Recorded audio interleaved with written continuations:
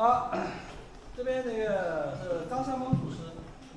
我们学习的武当武术大多来自于这个张三丰祖师。他在武当山是修行了有20多年，出生于天氏世家，他是属于这个张天氏家族里面其中之一。小的时候受他父亲的这个教育影响，修道养的。后来呢，他父亲把他交给一个沈阳的一个叫张允安的一个住持，传授他的这个道学和这个儒学。所以是在他，而且给他治好了疾病，他从小是有疾病的。这个张允安住持呢，是这个有医学知识、有医学本领、有修道的这个内丹外丹的这个方法。所以在年轻的时候呢，就学了道学和儒学，最后去这个做官，在青年时期啊，做官做到了这个中山伯林令，他得到了一个当时元朝的一个高官刘宗禄的这个赏识，所以推荐他去做那个中山伯林令，做了县令以后呢，后来这个刘宗禄这个高官去世了以后呢。元朝的官场比较黑暗，后来他感于这个官场呢相克的太厉害，没有相生的，因为他从小学的是这个相生的内容，所以后来呢他辞官，这个就回家，而回家的这个过程中呢，因为他的事迹啊，他从小这个是一个博学多才，而且是这个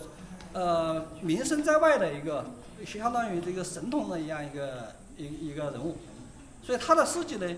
感动了一个当时道教里面的一个这个高人，叫丘处机祖师。丘祖师这个去他家里面游说他，要如何去这个学道修大道。那这个在丘处机祖师呢，就相当于他的第3个师傅了。所以在他的这个说教下呢，后来他本身已经辞官在家了。所以他就离开家，就去这个修行。所以这个时候呢，他很矛盾，因为他有妻子有孩子，所以后来他写了一首诗，所以这个此别这个鸭脚耳啊，这个临别中年妇，这个就是说，在他别人没有干的这个事情呢，他就下了这么大的决心干了。这个后来到了个北岳的衡山一个叫望仙岭。他在望仙岭呢，就修炼了这个18年。所以呢，丘处机祖师在这个指导他去北岳衡山这个期间呢，他早期做官的过程中积累了一些财富，后来在北岳衡山的这个北方的，就是他这个中年了，大概48岁之前吧，这个基本上就把他的这个钱财都花光了。那后来呢？他还是要去四处寻访，四处寻访是要经济条件的。最后他去在终南山，去终南山呢，就碰到了他的第4个师傅，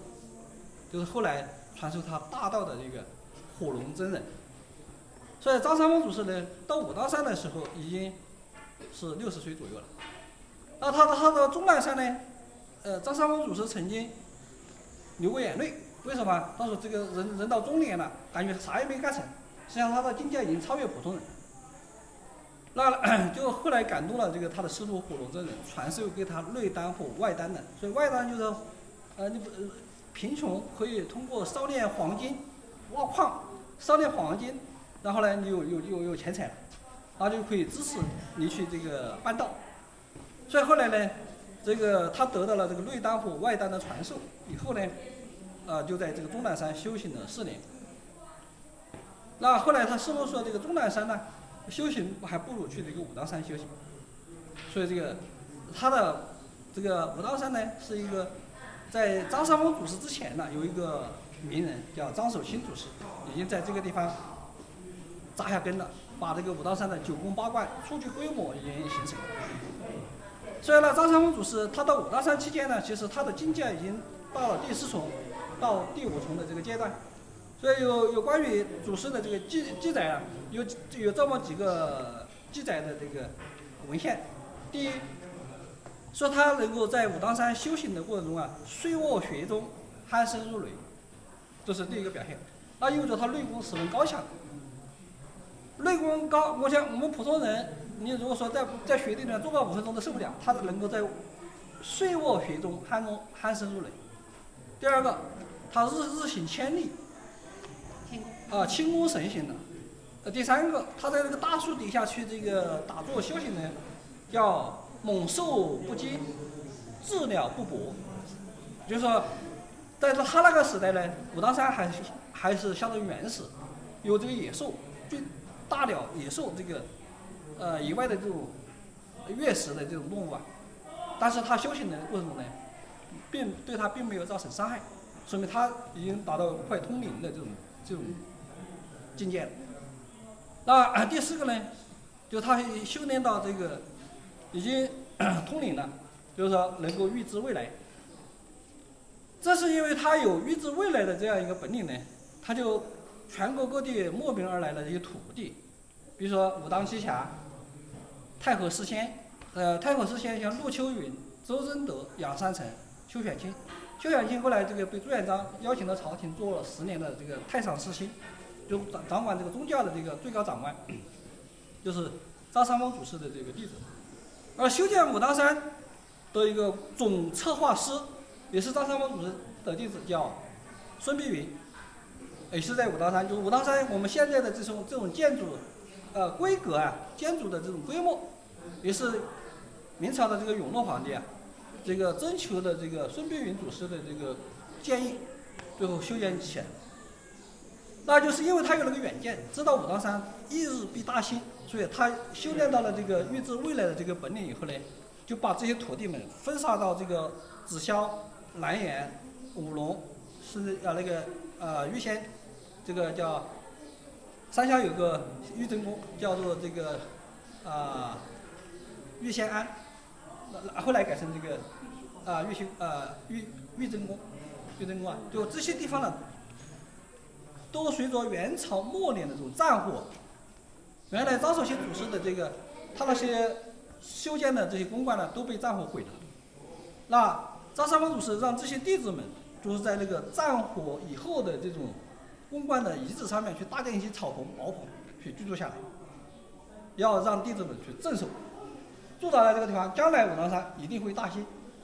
因为他已经修炼出这个预知未来的这个本事了。所以后来事实上，经过这个后来朝廷这个多次要来这个请求张三丰祖师，说下圣旨要请他做一些帮助，然后他越是不帮助呢，这个永乐皇帝越是要来这个武当山，最后呢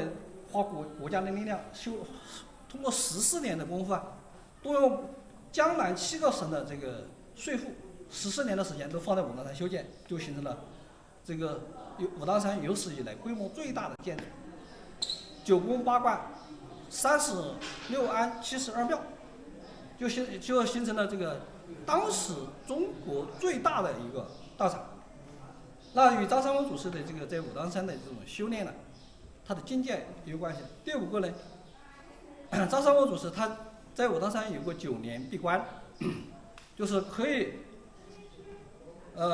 修到这个第5重境界呢，可以不吃不喝不睡，这个叫9年闭关，9转还丹，最后呢要把身体里面的这个阴气呢去掉以后呢，人就得到神仙。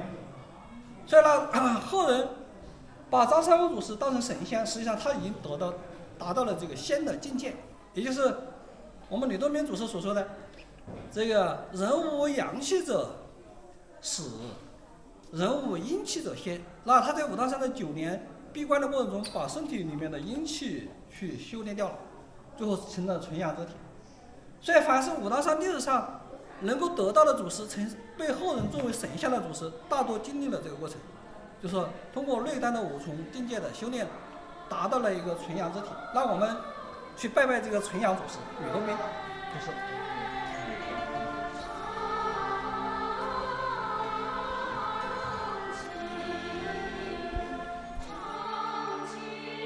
长今天 No te pierdas los siguientes capítulos de Llamando a las Puertas del Tao, ofreciendo clases originales de Shifu Chen Li Sheng en español y con subtítulos a muchísimos otros idiomas.